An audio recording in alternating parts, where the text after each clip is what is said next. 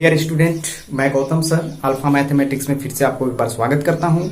Just इसके पहले वाले वीडियो में हम लोगों ने पढ़ा था रेट ऑफ चेंज के बारे में। 12th क्लास के केसी सिन्हा बुक का एक्सरसाइज 14.1 का 1 से लेकर 20 तक क्वेश्चन कर लिया था। आज हम लोग क्वेश्चन करने वाले हैं 21 से लेकर के समथिंग क्वेश्चन। तो मैं आपसे यही रिकमेंड करूंगा कि ये रेट ऑफ चेंज का तीसरा वीडियो है। अगर आप रेट ऑफ चेंज का 2 वीडियो नहीं देखे हैं तो उसको बहुत अच्छा से देखिए। मैं इसमें इसके डिस्क्रिप्शन बॉक्स में मैं इसको लिंक दे दूंगा और आप लोग उसे अच्छा से देख पाएंगे, या मैं इसके कमेंट्स बॉक्स में इसका लिंक दे दूंगा, उसको अच्छा से आप देख लीजिएगा। तो मैं आशा करता हूं कि आपको समझ में आया होगा। और मेरे चैनल पे अगर आप नए विजिट कर रहे हैं तो सबसे पहले मेरे चैनल को सब्सक्राइब कीजिए और जो ऑल बटन है ना उसको क्लिक कर दीजिए। घंटी बजा करके ऑल बटन को क्लिक कर दीजिए ताकि सारे के सारे नोटिफिकेशन आपके पास चला जाए। तो चलिए आज देर ना करते हुए हम लोगों को क्वेश्चन करना है 21 से लेके समथिंग। तो सबसे पहले मैंने कुछ यहाँ पे लिखा हुआ है बेग। ये फिजिक्स की बातें मैंने लिखा हुआ है, फिजिक्स में शायद आप लोग इससे परिचित होंगे। बेग यानी वेलोसिटी। तो वेलोसिटी को भी से बोलते हैं दूरी, दूरी को एस बोलते हैं और समय को टी बोलते हैं। त्वरण को, एक्सीलरेशन को ए बोलते हैं। अब एक्सीलरेशन को आप कुछ भी बोल सकते हो, एफ भी बोल सकते हो, कोई दिक्कत नहीं है। तो बेग बराबर होता है, बेग बराबर होता है, जब फिजिक्स में आप लोग पढ़े होंगे, यानी v बराबर होता है ds बट्टा dt। मतलब दूरी को एक बार डिफरेंशिएट कर देंगे t के रेस्पेक्ट में तो उसका बेग निकल जाएगा। दूरी दिया है, समझ लीजिए, दूरी दिया है, उसको एक बार डिफरेंशिएट कर देंगे तो क्या निकलेगा? बेग निकलेगा। फिर यहां पे देखिए a माने त्वरण है, तो त्वरण क्या होता है? dv बट्टा dt, dv बट्टा dt या d2 s बट्टा dt स्क्वायर, ये ना होता है। तो इसका मतलब क्या है समझिएगा कि दूरी को एक बार डिफरेंशिएट करेंगे तो बेग मिलेगा, और दूरी को 2 बार डिफरेंशिएट करेंगे तो त्वरण मिलेगा। आप देखिए दूरी को 2 बार डिफरेंशिएट किया गया। इसको ऐसे भी समझ सकते हैं कि दूरी को एक बार डिफरेंशिएट करेंगे तो क्या मिलेगा? बेग। और दूरी को 2 बार डिफरेंशिएट करेंगे तो क्या मिलेगा? त्वरण। अच्छा, इसको ऐसे भी समझेंगे, दूरी को अगर एक बार डिफरेंशिएट करेंगे तो बेग, अब बेग को एक बार डिफरेंशिएट करेंगे तो क्या? त्वरण। तो वही चीज है, या तो आप dv बट्टा dt कर लो, चाहे d स्क्वायर ऐसा बट्टा dt स्क्वायर। इसका यूज है इसलिए मैंने इसको लिखवा दिया। आइए, आप लोग भली भांति सीखे भी होंगे तो इसको नोट कर लेंगे।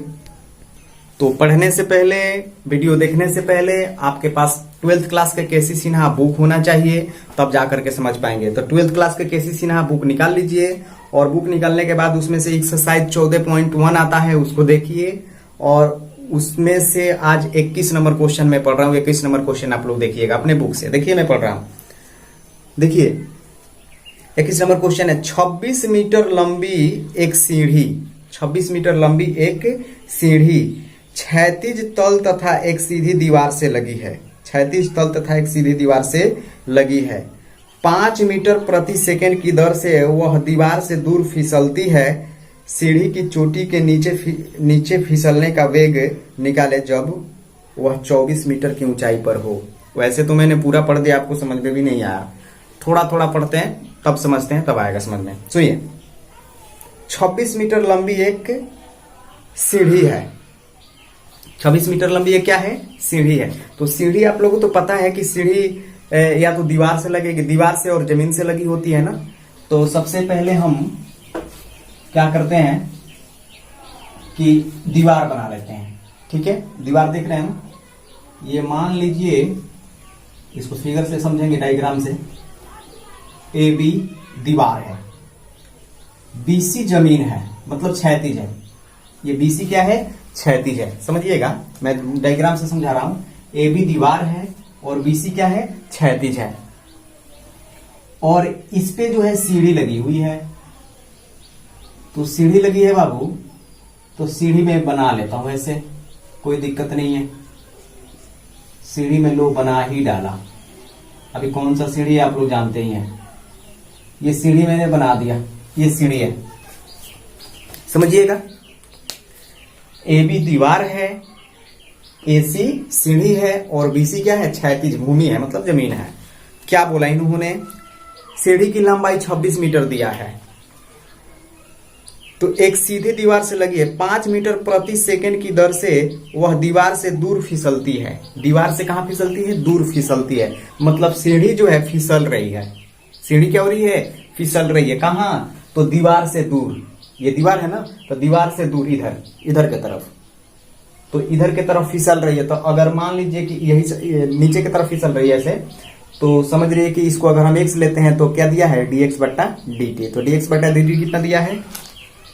5 मीटर प्रति सेकंड।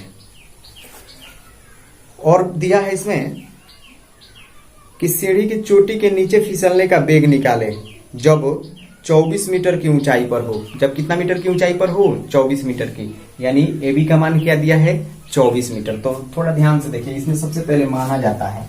सबसे पहले मानेंगे क्या? लिखेंगे माना ए बी दीवार तथा ए बी दीवार एसी सीढ़ी तथा बीसी क्षैतिज तल है। कितना चीज तो मान लिए कि ए बी दीवार है, ए बी दीवार एसी सीढ़ी तथा बीसी क्षैतिज तल है। इतना चीज तो सीख गए। उसके बाद क्या किया दिया है वो थोड़ा सा भी रिप्रेजेंट करेंगे। तो मैं इसको अगर x मानता हूं और इसको क्या मान लेता हूं? y। कुछ देर के लिए मैं इसको x मानता हूं और इसको क्या मानता हूं? y। माना, फिर मान लेते हैं, माना ए बी बराबर y मीटर तथा BC बराबर x मीटर। तो क्या दिया गया है? दिया गया है कि देखिएगा क्या दिया गया है, इस बात को आप भली भांति नोट करेंगे। दिया गया है आपका, थोड़ा क्वेश्चन अच्छा है। 26 मीटर लंबी सीढ़ी, मतलब सीढ़ी तो दे दिया। सीढ़ी मतलब क्या है? एसी दे दिया। अच्छा, फिर दिया है सीढ़ी की चोटी, मतलब पहले निकाल लीजिए, एसी दिया है, एसी बराबर 26 मीटर। फिर दिया ए बी बराबर ऊंचाई दिया है, देखिए इसमें 26 मीटर लंबी एक सीढ़ी 36 तल तक एक सीधी दीवार से लगी है। फिर उसके नीचे दिया है नीचे फिसलने का वेग निकाले जब वह 24 मीटर ऊंचाई पर हो। जब कितने मीटर ऊंचाई पर हो बाबू? 24 मीटर। तो ए बी का मान दिया है, तो ए बी, इस ए बी को क्या माने हैं हम? वाई दिए, वाई माने हैं। तो वाई बराबर दे रखा है 24 मीटर। मतलब ए बी बराबर कह सकते हैं कि ए बी बराबर क्या दिया है? 24 मीटर।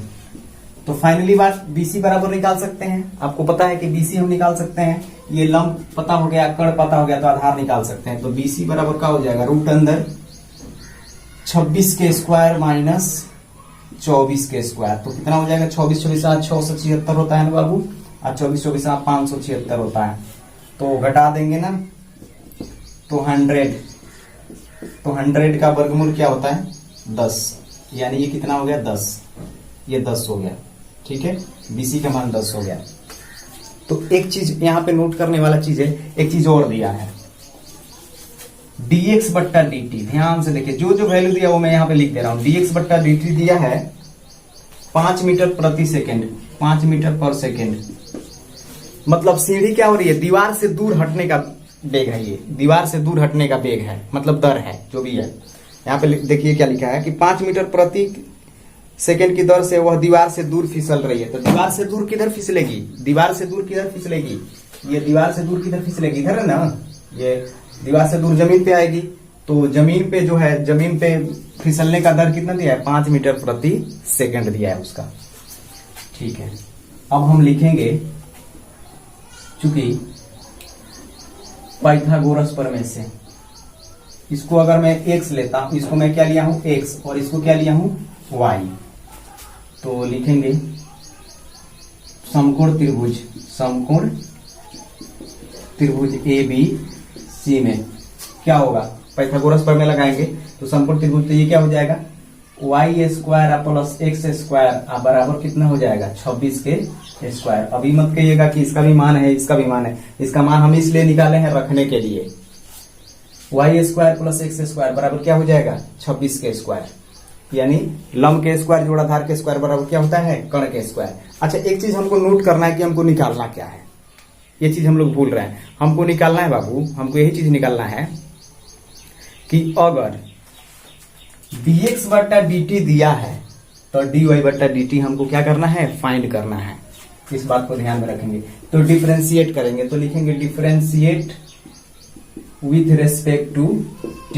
t के रेस्पेक्ट में हम लोग डिफरेंशिएट करेंगे तो क्या होगा, पावर साइड में 2y dy upon dt plus 2x dx upon dt, और 26 के स्क्वायर है तो 26 26 8 676 कांस्टेंट है तो उसका क्या हो जाएगा, 0 होगा।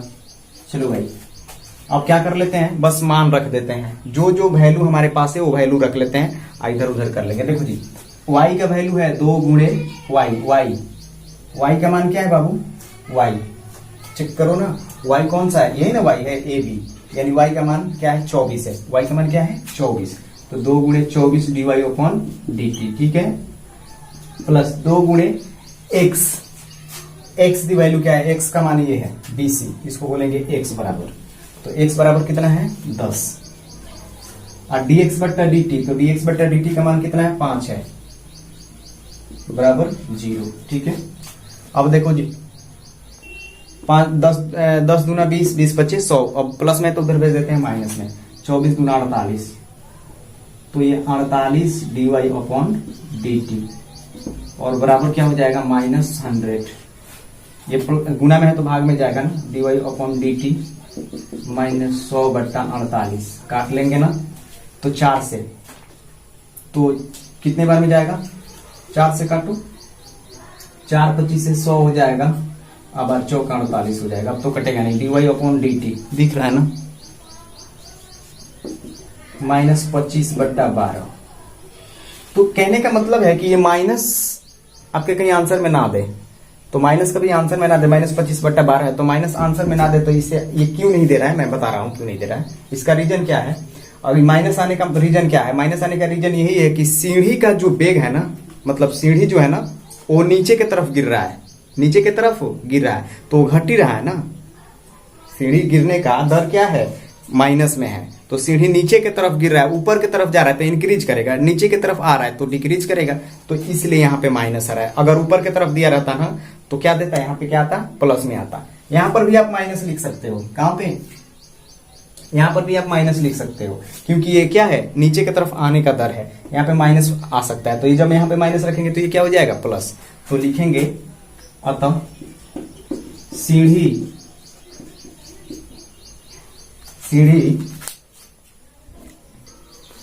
का नीचे फिसलने का वेग, सीढ़ी का नीचे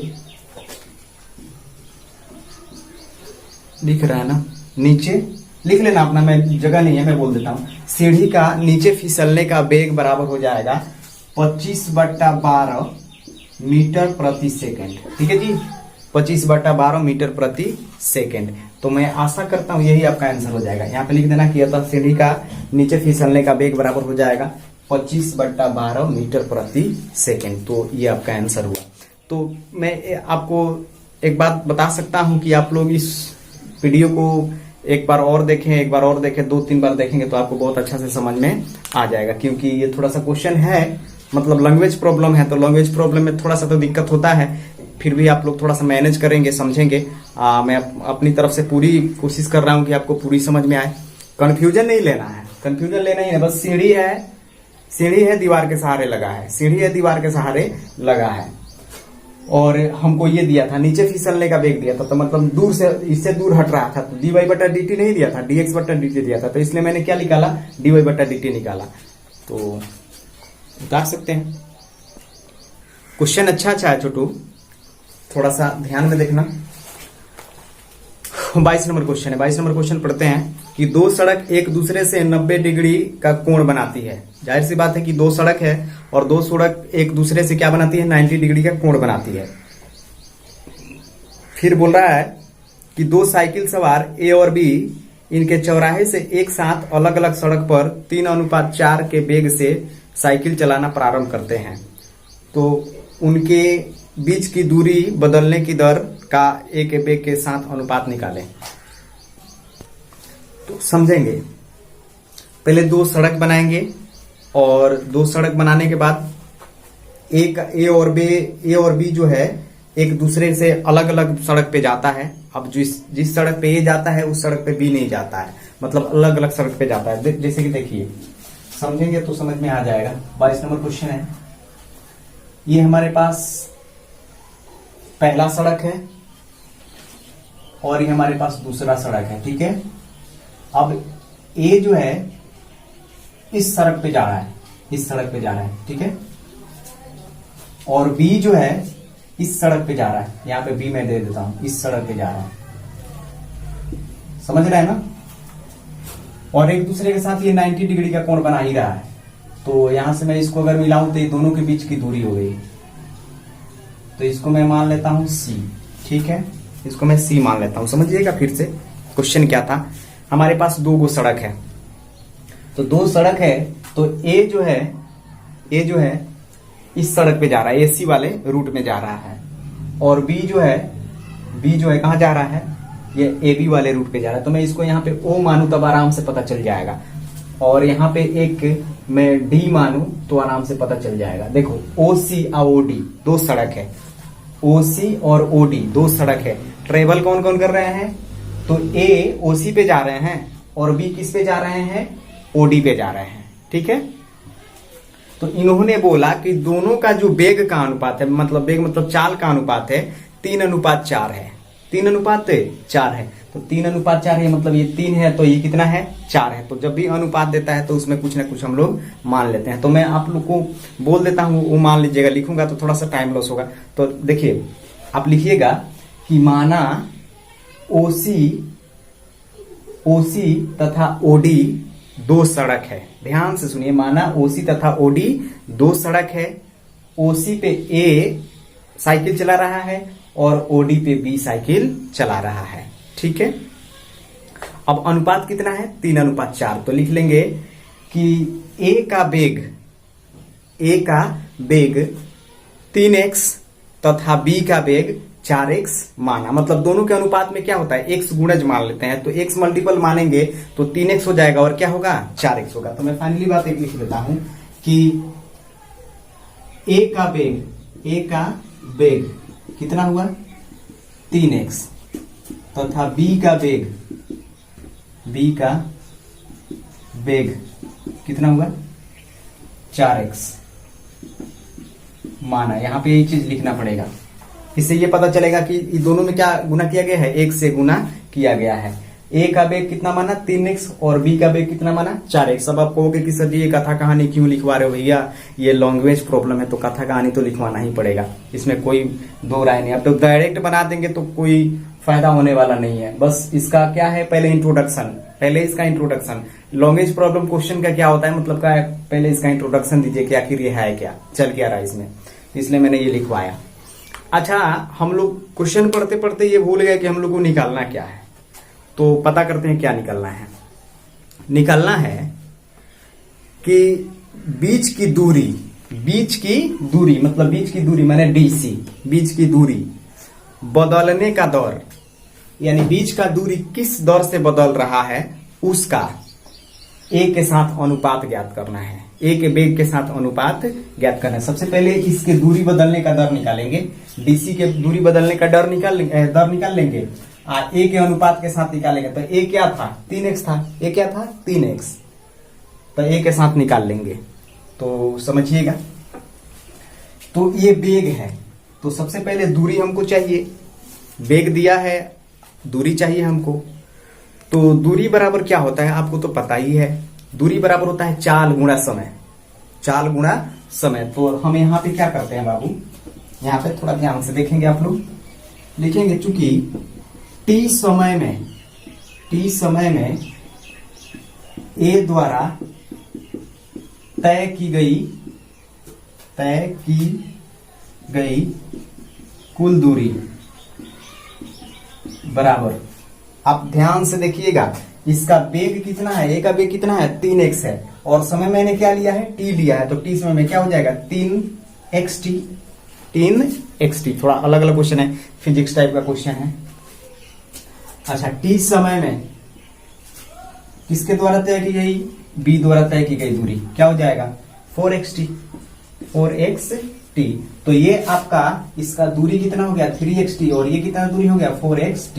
मतलब b कितना दूरी तय करता है 4xt दूरी तय करता है। अभी मत कहिएगा कि 3x क्या था, 3x बेग था, ध्यान में रखिए 3x क्या था बेग था, 4x क्या था बेग था, उसमें t शामिल कर दिए तो क्या हो गया दूरी निकल गया, क्योंकि चाल गुणे समय, दूरी बराबर क्या होता है चाल गुणे समय। इस बात को ध्यान में रखिएगा। तो ये हमारे पास दूरी निकला है, ए का दूरी निकल गया, ए का बेग दिया था तो दूरी निकाले, तो ए का दूरी निकल गया, बी का दूरी निकल गया, तो इनके दोनों के बीच के दूरी निकालना है हमको, क्योंकि दोनों के बीच के दूरी में परिवर्तन पूछा है। तो दोनों के बीच की दूरी कैसे निकालेंगे, तो बस CD संपूर्ण त्रिभुज पाइथागोरस प्रमेय लगा देंगे।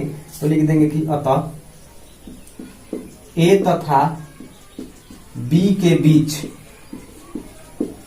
की दूरी, इसको y मान लेते हैं, दूरी y हो तो y बराबर, दूरी y हो तो y बराबर। अब यहाँ पे कुछ भी मान सकते थे बट मैंने y मान लिया, तो y बराबर क्या हो जाएगा, ये देखिए पाइथागोरस प्रमेय लगाएंगे, ये लंब दिया है आधार दिया है तो कोण हो जाएगा ना CD, यही है CD इसका। तो रूट अंदर क्या हो जाएगा 3xt के स्क्वायर और 4xt के स्क्वायर,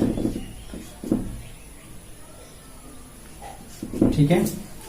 और 3 का कितना हो जाएगा बाबू 9x स्क्वायर टी स्क्वायर अब plus 16x square T square. समझे कि नहीं समझे, समझ गए। तो y बराबर यहाँ पर हो जाएगा, देखिएगा 16 9 कितना होगा 25x स्क्वायर टी स्क्वायर। अब बाबू इसका वर्गमूल हो जाएगा तो 25 का क्या हो जाएगा 5xt। अब ये क्या निकला दूरी निकला, क्या निकला दूरी। ध्यान से सुनिए, क्वेश्चन स्टेप बाय स्टेप पढ़िए। हमारे पास क्या था एक का बेग था, बी का बेग था, मैंने ए का दूरी निकाला, बी का दूरी निकाला, फिर उसके इन बिटवीन दूरी निकाला, ए और बी के बीच दूरी निकाला। अब मैं क्या निकाल रहा हूं इसका रेट ऑफ चेंज, इसका रेट ऑफ चेंज, क्योंकि क्वेश्चन में बोला है कि उनके बीच के दूरी में परिवर्तन की दर, उनके बीच में दूरी में परिवर्तन की दर।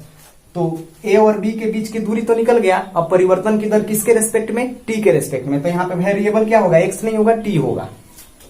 एक्स क्या होगा कांस्टेंट टर्म होगा, क्योंकि एक्स का मान रखने पर ये इसका कोई ये मान बढ़ेगा, बट यहाँ पे जो है टी जो है क्या लेगा वेरिएबल लेगा।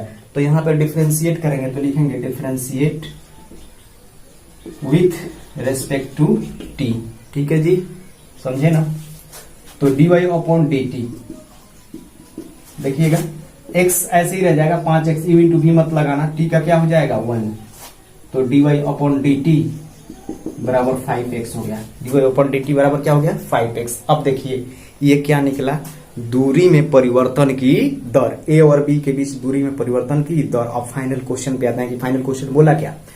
तो फाइनल क्वेश्चन हमसे ये बोला कि आप क्या करो कि दूरी में परिवर्तन की दर ज्ञात करो। मतलब क्या बोला कि 5x को ये a के साथ अनुपात ज्ञात करो, तो 5x अनुपात क्या हो जाएगा 3x, 5x अनुपात क्या हो जाएगा 3x। यही क्वेश्चन बोल देता कि दूरी में परिवर्तन की दर b के साथ निकालो, तो 5x अनुपात क्या हो जाएगा 4x।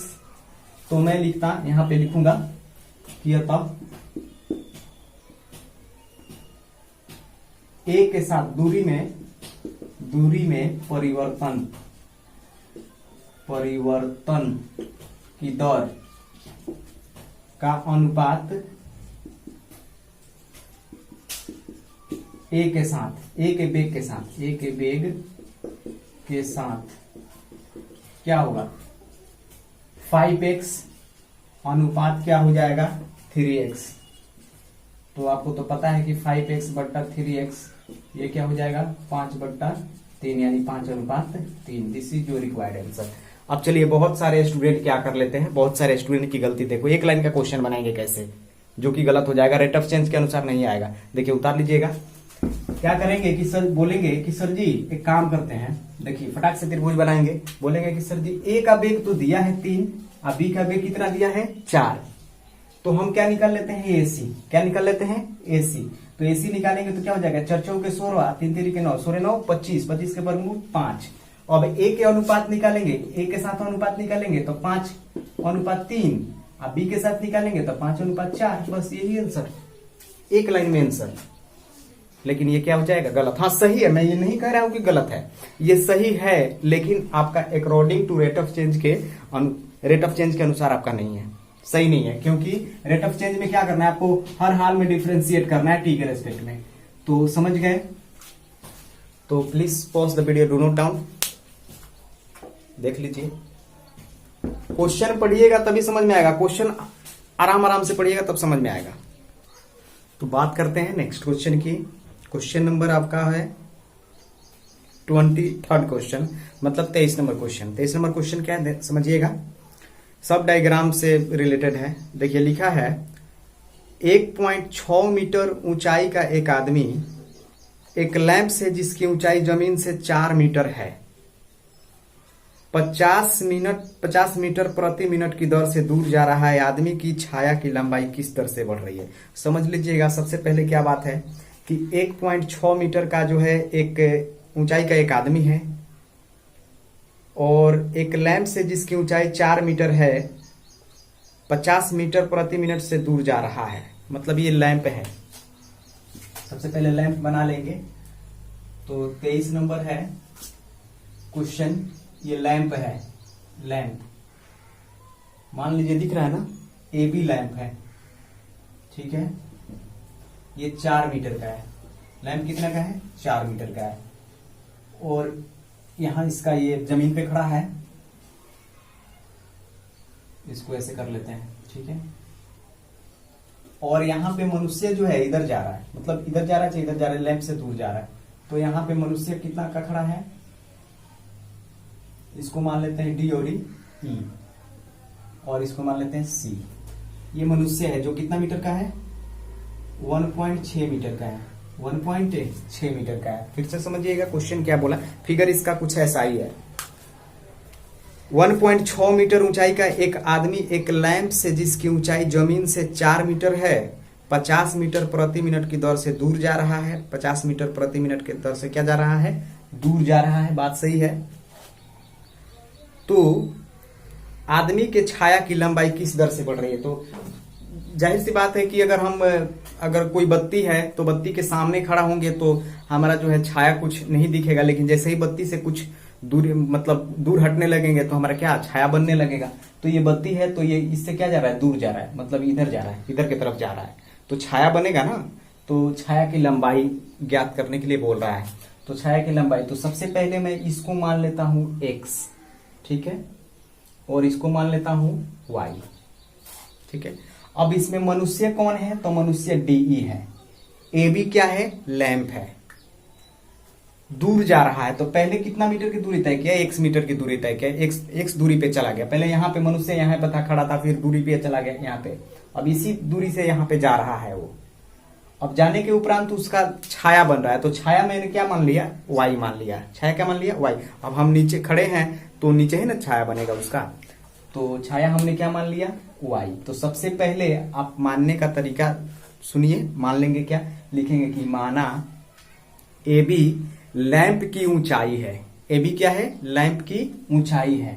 फिर डीई मनुष्य की लंबाई है या ऊंचाई है, जो भी है। बीई तथा ईसी बराबर क्या माना, एक्स माना, एक्स वाई माना, बीई बराबर एक्स तथा ईसी बराबर क्या माना, वाई माना, ठीक है।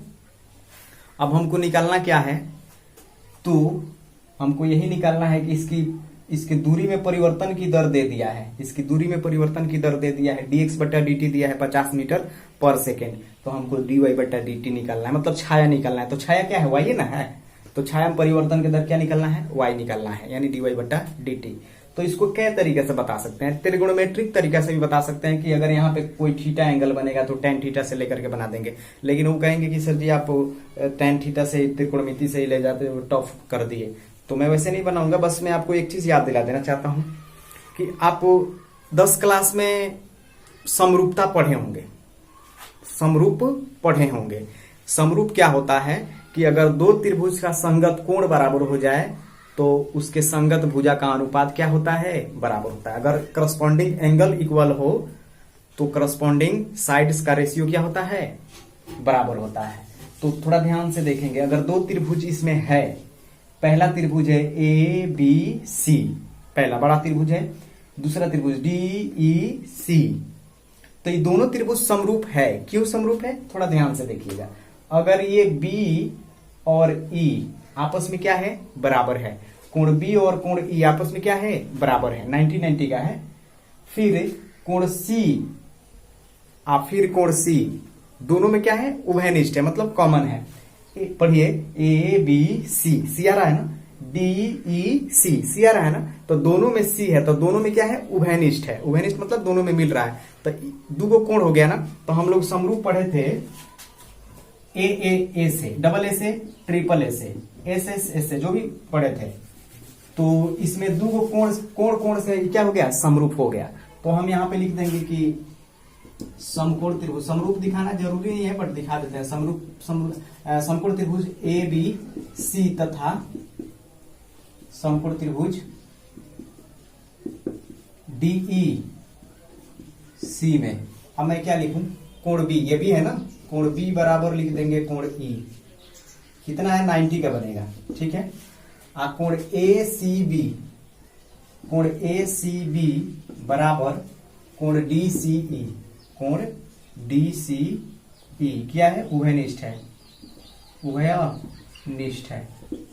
इसलिए त्रिभुज ए बी सी समरूप त्रिभुज डी ई सी, कौन सी से, तो ए से, एंगल से। तो डबल ए से क्या हो गया, ये त्रिभुज क्या हो गया, दोनों त्रिभुज समरूप हो गया। तो समरूप हो गया तो क्या होता है, जब दो त्रिभुज समरूप होता है तो उसके संगत भुजा का अनुपात क्या होता है, बराबर होता है। अब कहोगे कि सर जी आप 10वां क्लास का बात क्यों लिख रहे हो, पहले समरूप दिखा रहे हो। लिखेंगे तभी पता चलेगा ना, नहीं लिखेंगे तो पता ही नहीं चलेगा कि क्या है। तो ये दोनों त्रिभुज समरूप हो गया। तो दोनों त्रिभुज जब समरूप हो गया बाबू, तो इसके संगत भुजा का अनुपात का होगा, आपस में बराबर होगा। तो यहां पे जब समरूप हो गया तो दोनों त्रिभुज के संगत भुजा का अनुपात क्या होगा, बराबर। तो संगत भुजा कौन कौन होगा, जैसे कि हम दो आदमी हैं तो मेरा दाहिना हाथ तो दूसरे आदमी का भी दाहिना हाथ, अगर मेरा बायां हाथ तो दूसरे आदमी का भी बायां हाथ। तो यहां पर भी वही चीज लागू होगा। यहां पे ए बी तो यानी लंब है ना, तो डीई, ए बी बटा का होगा डीई, समझे ना। उसके बाद इसका आधार क्या है, बड़ा वाला का आधार क्या है बाबू, बीसी, बड़ा वाला का आधार क्या है, बीसी, तो छोटा वाला का आधार क्या होगा, ईसी, समझ गए। तो यहां पे मैं लिखूं तो शायद काम बन जाएगा, तो लिखेंगे इसलिए जब समरूप हो गया बाबू, जब समरूप हो गया तो क्या लिखेंगे, बड़ा वाला का लंब यानी ए बी, तो छोटा वाला का लंब का हो जाएगा डी, ए बी बट्टा डी। बहुत तरीके से बन सकता है, मैंने जो आसान लगा वही तरीके बता रहा हूं। यहां पे हो जाएगा बीसी, बड़ा वाला का आधार बीसी, तो छोटा वाला का आधार कितना हो जाएगा, ईसी। समझ गए कि नहीं समझे, समझ गए ना समरूप के बारे में। नहीं समझे तो फिर से 10th क्लास में पढ़ लीजिए, समझ आ जाएगी। ए बी का मान कितना है भाई, 4, और डी का मान कितना है, 1.6, खाली वैल्यू पुट कर देना है। बीसी, तो बीसी का मतलब क्या है, एक्स और प्लस में वाई, यानी एक्स प्लस कितना हो जाएगा, वाई, अपॉन ईसी, तो ईसी का मतलब क्या है, वाई। समझ गए। अच्छा एक चीज और यहाँ पे ध्यान से सुनिएगा, हमको निकालना क्या है, लिखना तो हम लोग कर लिए, निकालना क्या है, निकालना है हमको छाया की लंबाई, यानी डी वाई बट्टा डी टी निकालना है। डीएक्स बट्टा डी टी 50 मीटर पर सेकंड दिया है, वो मैंने नहीं लिखा इधर, फिर मैं लिख दूंगा। चलो इसको उड़ाओ जी, 10 डेसिमल उड़ाएंगे तो कितना चल जाएगा, 8 दूना के 16 और 8 25 40, तिरछा गुना करते हैं, ये 5y, ये 2x प्लस 2y है ना जी, इधर खींच लो, माइनस 2y बराबर 2x, इसको क्या हो जाएगा, 3y हो जाएगा ना बाबू, 2x, और y बराबर क्या हो जाएगा, 2x अपॉन 3। अब डिफरेंशिएट करेंगे, अब डिफरेंशिएट क्या करेंगे, तो t के रेस्पेक्ट में, किसके रेस्पेक्ट में, t के रेस्पेक्ट में, क्योंकि छाया में परिवर्तन की दर पूछा है। छाया क्या है हमारा, y है, छाया की लंबाई क्या है, y, तो हम लिखेंगे differentiate with respect to t, differentiate with respect to t। वो मैंने ये खींच के ना बेकार कर दिया, यहाँ पे हो जाएगा dy अपॉन dt, है ना बाबू। और 2/3 तो कांस्टेंट है, तो भैया ये तो ऐसे ही रहेगा, x तो इसके बदले क्या हो जाएगा dx अपॉन dt। समझ गए? x का डिफरेंशिएशन क्या होगा dx अपॉन dt। अब वैल्यू रख लो, वैल्यू रख लो। अब dx बटा dt क्या दिया है? dx बटा dt क्या था? दूर जाना, दूर जाना, दूर जाने की दर था। मतलब किसको दूर जाने की? तो मनुष्य को दूर जाने की। तो मनुष्य यहीं पे दूर जा रहा था, मतलब यहाँ पे लैंप है, इधर मनुष्य जा रहा था, तो इसका छाया पड़ रहा था y और दूर जा रहा था x से।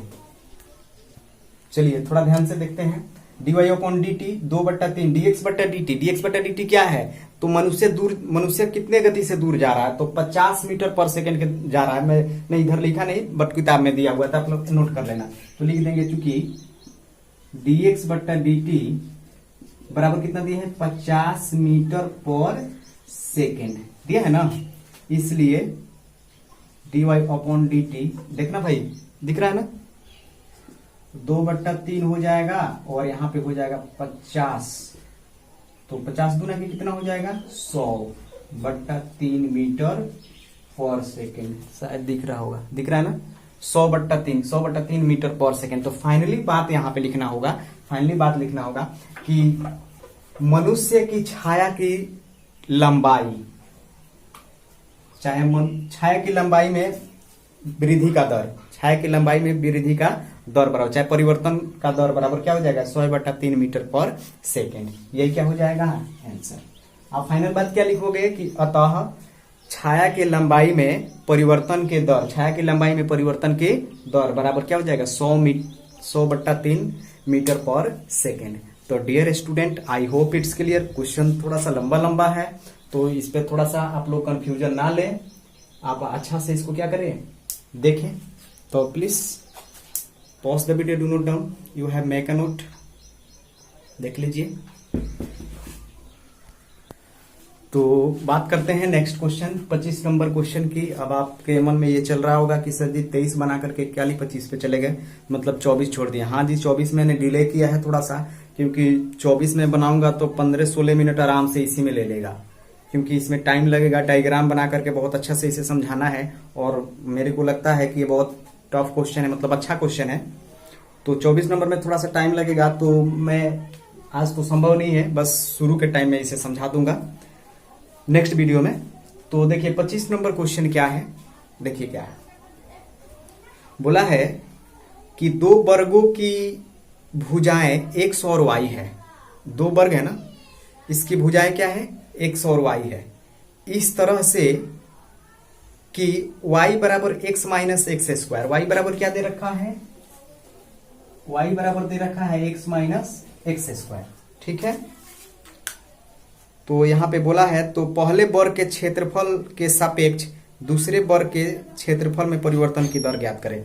मतलब पहले वर्ग के क्षेत्रफल के सापेक्ष, पहले वर्ग के क्षेत्रफल के सापेक्ष दूसरे वर्ग के क्षेत्रफल में परिवर्तन की दर ज्ञात करें। तो पहले वर्ग के क्षेत्रफल के सापेक्ष क्या ज्ञात करना है? जैसे x के सापेक्ष, तो x कहाँ रहता था? नीचे, मतलब y को x के सापेक्ष, तो dy अपॉन dx।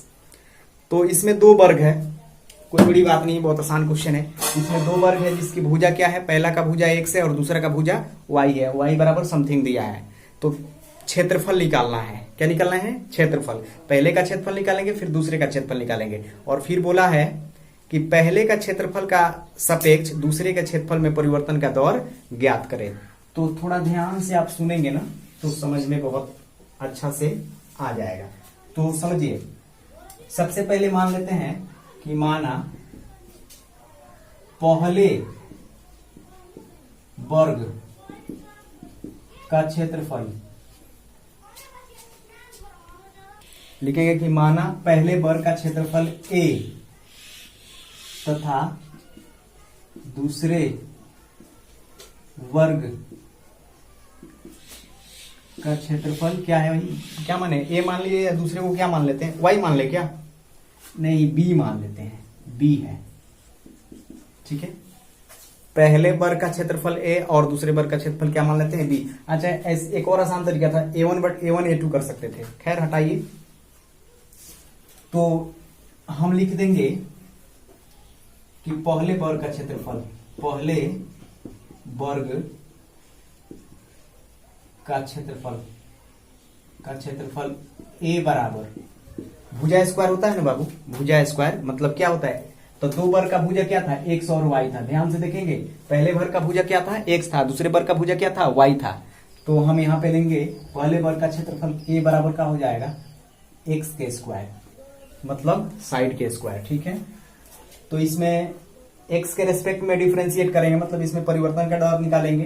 तो differentiate with respect to x, अभी टी के सापेक्ष ही नहीं होगा, एक्स के सापेक्ष होगा, तो क्या हो जाएगा 2x। ठीक है जी, फिर अगेन समीकरण 1 ले लेंगे, इसको अगेन लिखेंगे दूसरे वर्ग का क्षेत्रफल b बराबर, दूसरे वर्ग का क्षेत्रफल क्या होगा, b बराबर, तो क्या है, दूसरे वर्ग का भुजा क्या है, y है ना, तो यहां पे क्या कर देंगे y के स्क्वायर। तो यहां पे क्या कर देंगे, y का मान है, ध्यान से देखना, y के मान है बाबू x माइनस एक्स स्क्वायर, तो इसका क्या हो जाएगा स्क्वायर। आप डिफरेंशिएट करेंगे, differentiate with respect to x, तो यहां पे क्या हो जाएगा db अपॉन का हो जाएगा dx। ठीक है, तो ये देखो जी, इसका डिफरेंशिएशन करेंगे तो क्या हो जाएगा, पावर साइड में पावर में से कम कर लेंगे तो 2, पहले 2 बार होगा, तो 2x माइनस एक्स स्क्वायर। ठीक है ना बाबू, इनटू पहले पावर का, तो पावर साइड में पावर में से कम किया तो 2 में से घटेंगे 1, तो 1 का कोई वैल्यू यहाँ पे नहीं है, तो x का क्या हो जाएगा 1, और एक्स स्क्वायर पावर साइड में तो क्या हो जाएगा -2x। समझ गए ना, तो db बटा dx, ये समीकरण क्या हो जाएगा 2। अब क्वेश्चन क्या बोला, हमारे पास दोनों का क्षेत्रफल आ गया है, दोनों का, पहले का भी क्षेत्रफल आ गया है, दोनों का भी क्षेत्रफल आ गया। तो क्वेश्चन में बोला कि पहले वर्ग के क्षेत्रफल के सापेक्ष, पहले वर्ग के क्षेत्रफल के सापेक्ष दूसरे वर्ग के क्षेत्रफल में परिवर्तन का दर, मतलब पहला वर्ग का क्षेत्रफल के सापेक्ष, मतलब पहला वर्ग है ना, ये कहां रहेगा नीचे और ये कहां रहेंगे ऊपर, माने बाटा कर देंगे, तो लिख देंगे समीकरण 2/1 से, समीकरण 2/1 से। इसका मतलब क्या हुआ कि दूसरे का क्षेत्रफल पहले के सापेक्ष, दूसरे का क्षेत्रफल किसके सापेक्ष, पहले के सापेक्ष। अगर 1/2 करते तो पहले का क्षेत्रफल किसके सापेक्ष, दूसरे के, बहुत बार पढ़े नहीं है आप लोग, तो ये क्या हो जाएगा dv बटा dx अपॉन dA बटा क्या हो जाएगा dx, बटा हो जाएगा बाबू यहाँ पे 2 into x minus x square 1 minus 2x upon 2x। ठीक है, ये dx से dx गया, हमारे पास आया क्या db बट्टा da, db बट्टा da। ठीक है ना, दिख रहा होगा।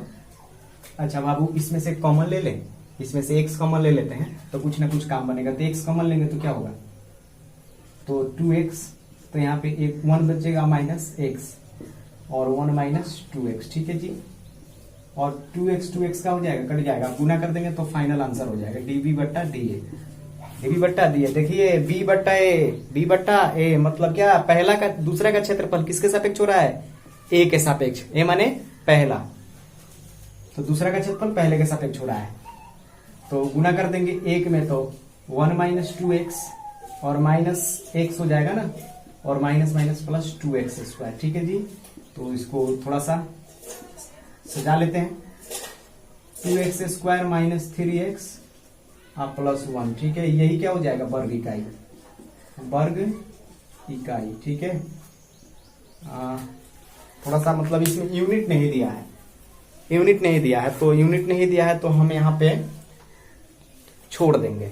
अब मीटर दे जाता ना, मीटर स्क्वायर मीटर पर मीटर हो जाता, बट ऐसे छोड़ दीजिए, यही क्या हो जाएगा आंसर।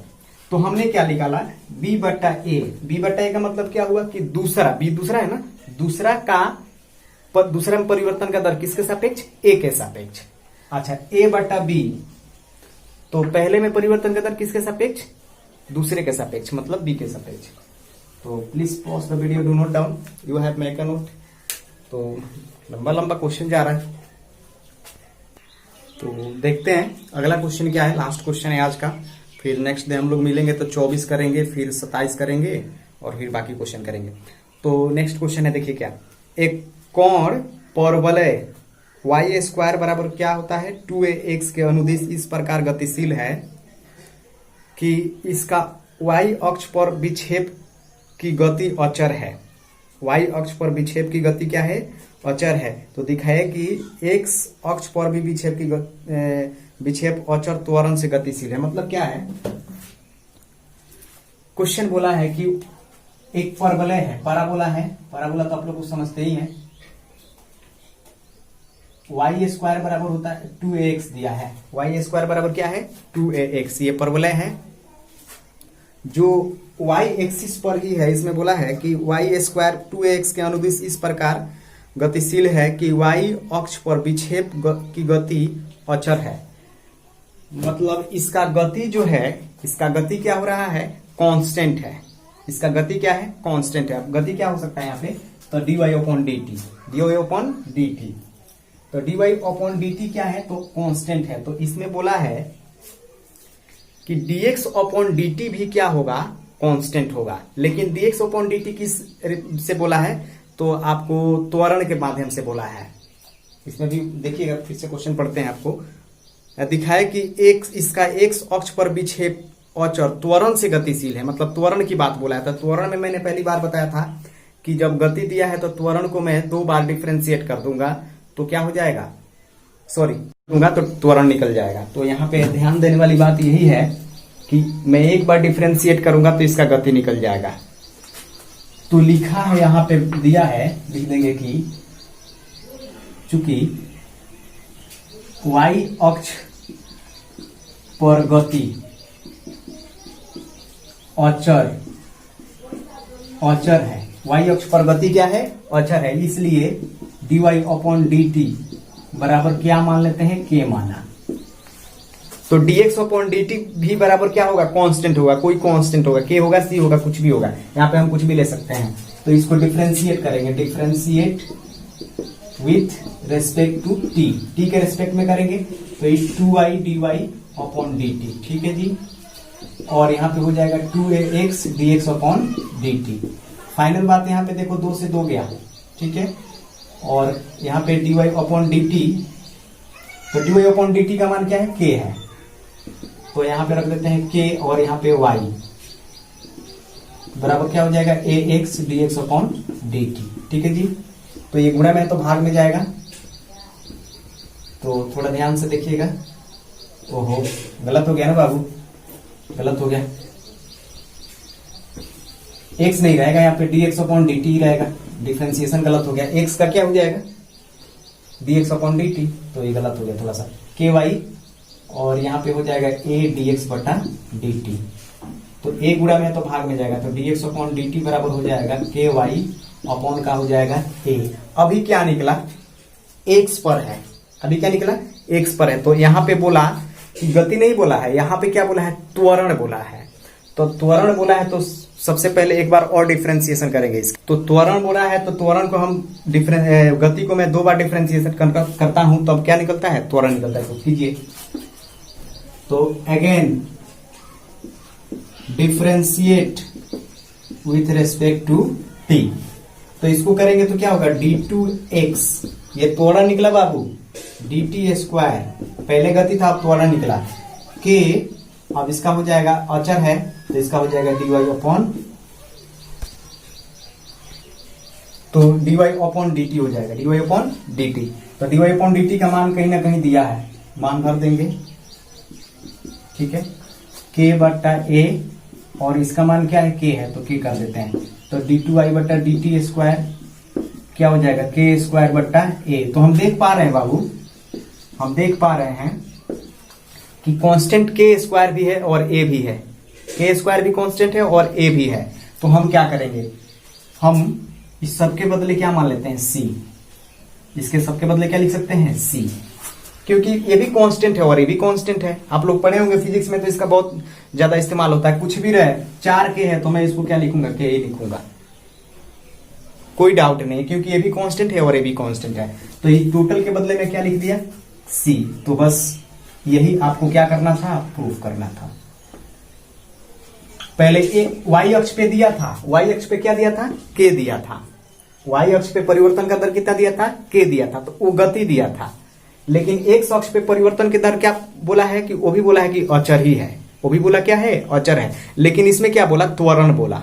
क्या बोला, त्वरण बोला। तो त्वरण तो आप लोग समझते हैं ना कि अगर मान लीजिए कि y बराबर मान लीजिए एक्स स्क्वायर प्लस 2x है, अगर ये समथिंग दिया है तो बोलेगा कि इसका त्वरण ज्ञात करें। तो कुछ नहीं करेंगे, पहले बार निकालेंगे तो बेग निकलेगा 2x प्लस 2, ये बेग निकला। फिर अगेन निकालेंगे, अगेन डिफरेंशिएट करेंगे तो त्वरण निकलेगा। ठीक है, एक्स का मान। तो किसी भी चीज को अगर 2 बार डिफरेंशिएट कर दो तो उसका क्या निकलता है, एक्सीलरेशन निकलता है, मतलब त्वरण निकलता है। अब विशेषकर फिजिक्स में आप लोग पढ़े भी होंगे तो इस बात को समझ रहे होंगे, भली बात ही। तो वही चीज दिया है कि अगर कोई परवलय है वाई स्क्वायर बराबर 2ax, तो ये y पर किस तरह से अचर तरीके से क्या कर रहा है, विचरण कर रहा है, मतलब अचर तरीके से इसका विचरण हो रहा है। dy अपॉन dt बराबर क्या मान लिया था, k। तो दिखाइए कि dx अपॉन dt भी बराबर क्या होगा, कोई अचर होगा। dx अपॉन dt बराबर भी क्या होगा, कोई अचर होगा, माने कांस्टेंट होगा। लेकिन dx अपॉन dt किसके लिए बोला, तो dx अपॉन dt आपके कांस्टेंट बोला, बट किसके लिए बोला, त्वरण के लिए बोला, बेग के लिए नहीं बोला। तो please pause the video, do not down, you have make a note. तो मैं आशा करता हूं कि आपको ये वीडियो अच्छा लगा होगा। अगर अच्छा लगा होगा तो मेरे चैनल को सबसे पहले सब्सक्राइब कीजिए और बहुत ज्यादा शेयर कीजिए। इस वीडियो को सारे बच्चों के पास पहुंचाइए। अगर ऑफलाइन ना सही, हम लोग ऑनलाइन ही बहुत अच्छा से पढ़ ले और अच्छा से पढ़ के रिजल्ट भी अच्छा लाए। आप लोग को तो पता ही है कि रिजल्ट कितना अच्छा इस बार हुआ था मेरा, तो इस अगले बार भी उसी तरह से रिजल्ट देने का 90 प्लस लाने का प्रयास करें, 95 प्लस 97 प्लस लाने का प्रयास करें, ताकि रिकॉर्ड बना रहे। तो इसके लिए मैं आपसे बहुत नम्र निवेदन करूंगा कि आप लोग बहुत अच्छा से पढ़ें और अपना ख्याल रखें। इसमें कोई दो राय नहीं है कि ये कंटेंट आपके लिए लाभदायक नहीं है, बहुत ज्यादा लाभदायक है। आप बहुत अच्छा से पढ़ो, थ्रोली पढ़ाया जा रहा है, लाइन बाय लाइन पढ़ाया जा रहा है, एक भी चैप्टर मैंने इधर उधर नहीं किया है। तो मिलते हैं नेक्स्ट वाले वीडियो में, तब तक के लिए अपना ख्याल रखें और जय हिंद, जय भारत।